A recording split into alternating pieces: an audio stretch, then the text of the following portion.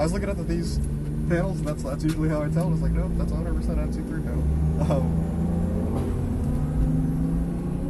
Yeah, so the traction control on these is, like, if you had an NC1, I'd be like, you reconsider this. NC3 is okay. Yeah. When I'm screwing around on the track, I feel it catch me some a little bit, but most of the time it's not too bad. Yeah. And anyway. Yeah, and then as far as tires? I got RZs. Okay, yeah, Bridgestones. Yeah. R71. How wide? I'm on the 16s and they're 205s on the 16s. I have my spare tires are 215s on 17-inch wheels. So most of that's going to be just lift, and then brake on this one. I'll walk through. First lap, generally, just kind of looking for station, see which ones are manned. That's the easiest time when a big flag sticking out. Yeah, 100%.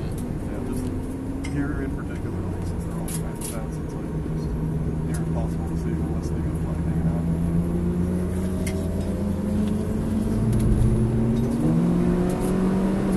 And I can get a flag hanging out there. Here you can be pretty early. You can use a lot of curve, so you can use air on the side of more curve than less. It's safe. Plenty of runoffs. Back end moves on you, they just open the wheel. Plenty of runoff.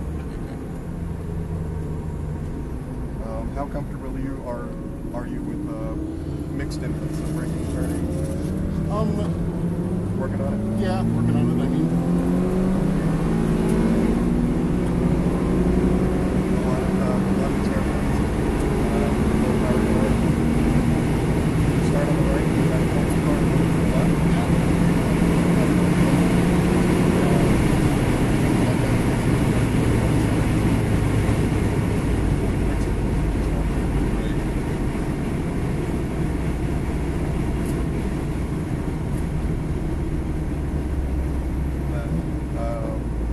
Stock brake hardware, just upgrade the pads.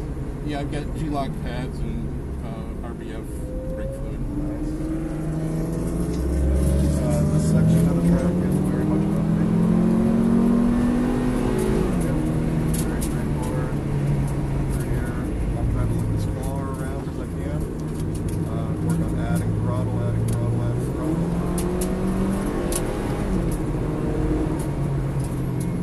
This little complex over here is a kind of a mixed braking turning.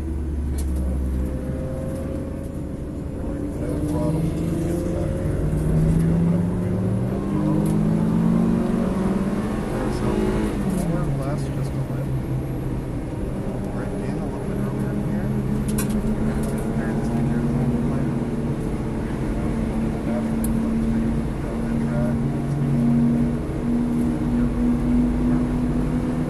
At the moment, it's a little hard to pick up because I don't want to run into these guys. I would say we're a little slow, but it's all right for a very first lap.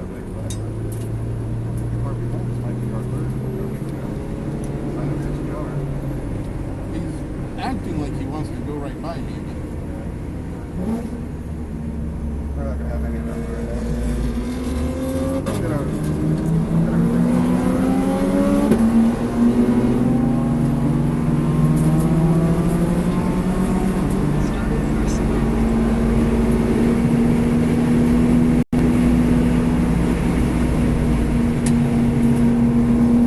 stop traffic. I'd say brakes are going to be right about the 100. at the 100? Okay. All the way up here. Being hit the brake.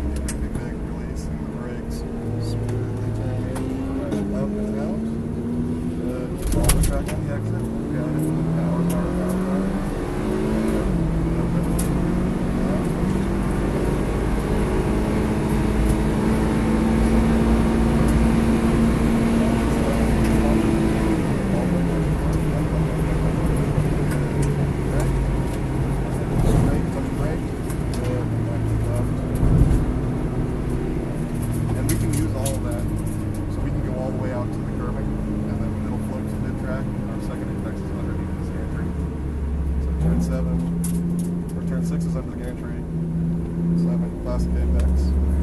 Use as much as you can on the turn.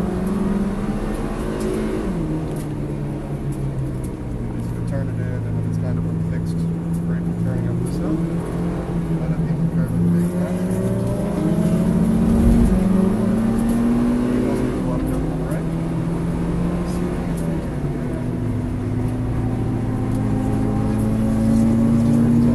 Index is going to be just past the walkway.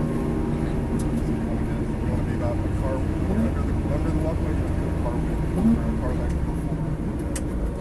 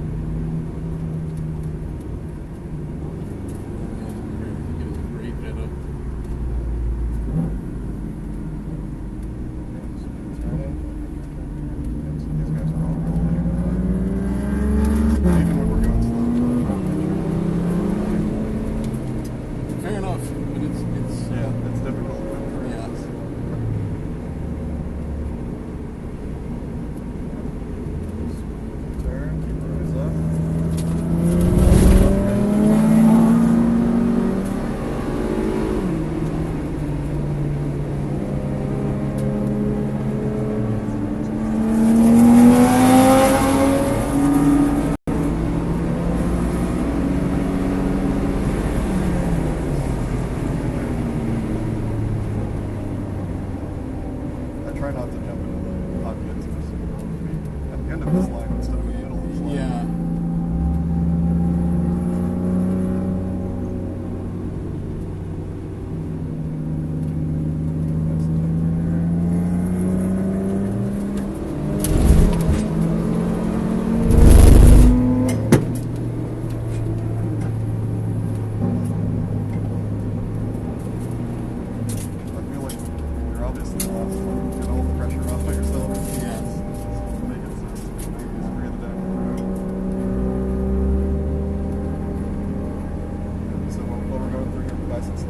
Big turn in, and all the way on the curve. At the very end of the curving, we're turning right.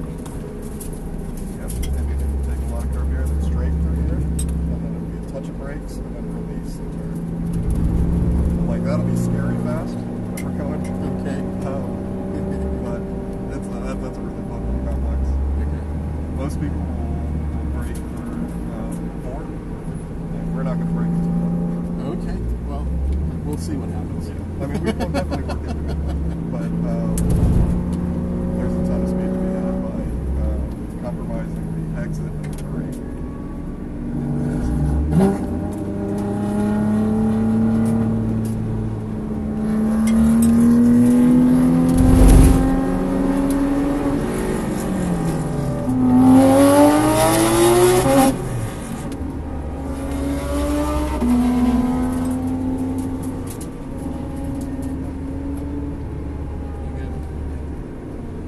I don't have a lot of horsepower, dude. You gotta give me a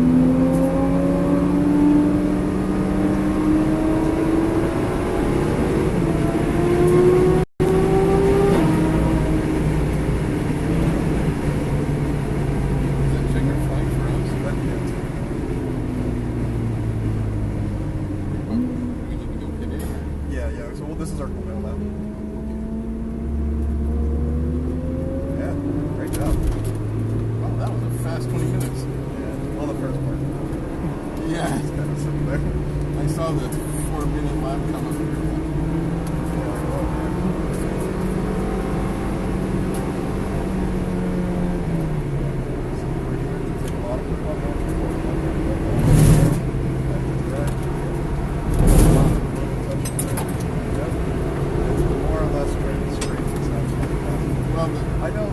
I try to keep at least 2 wheels inside the white line. That far in. Yeah, I guess. Like, well, this guy definitely went 4 wheels to the inside of the white line, which I feel is the greatest. So I try to keep at least 2 wheels on the racetrack. Yep, no, I agree. Yes. I feel that's a fair. For what it's worth, these curves and on the apexes are way easier for me to hit, and like this, based on compared to the track I'm used to, and I don't know why they're so pointed with so many of them. Yeah. There's like such a distinct like yeah. This is the end of the curve. It's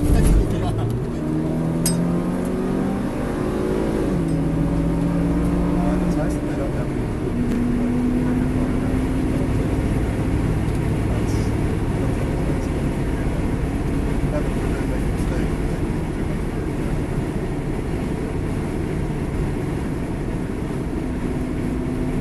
Yeah, this car's great. Set up nice. Everything's on plan. It's kind of what you want, right? It's kind of what it is. We haven't done anything, like I said, just some coilovers and sticky tires. Yep. Do it every time.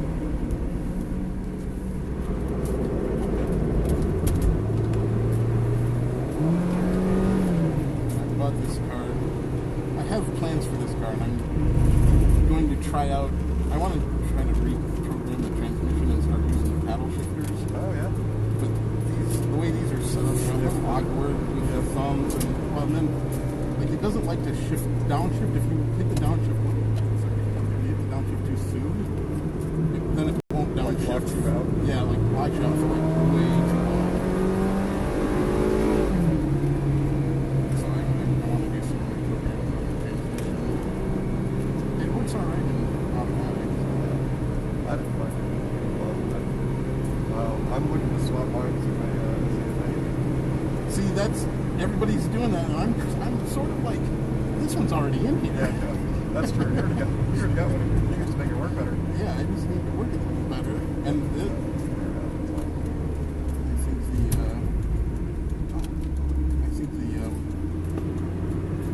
I think this automatic might be a little bit stronger than the manuals. So if I do or that, or the top torque converter, everything takes all the shock out of it, where it doesn't tear itself apart near as bad. Yeah, so I'm hoping to add a bunch of power at some point, but for now. What are your power plans? Like 2.5 or turbo? Well, yeah, like all of the above. Yeah, like a 2.4. Yeah, like a scalpel. And that's cool. Actually, what I want to do is I want to build a high compression scalpel. Yeah. And run that for a little bit, and then I want to try a Rotrex on it. Yeah. And keep it high compression. Yeah, just like a low boost Rotrex. Yeah. And see. Very cool. But yeah. Is this the best way? Yeah, exactly. Just go down here and you just drop me off behind mine. Yeah, that's awesome. Yeah, I've got all the parts to do the like the budget high compression builds. That's just like the pistons and rods and stuff. Oh, yeah, I've looked into that, but for me, if I'm gonna go to all that trouble, I'm gonna go for go big. well, like the scalpel kit's only like you spec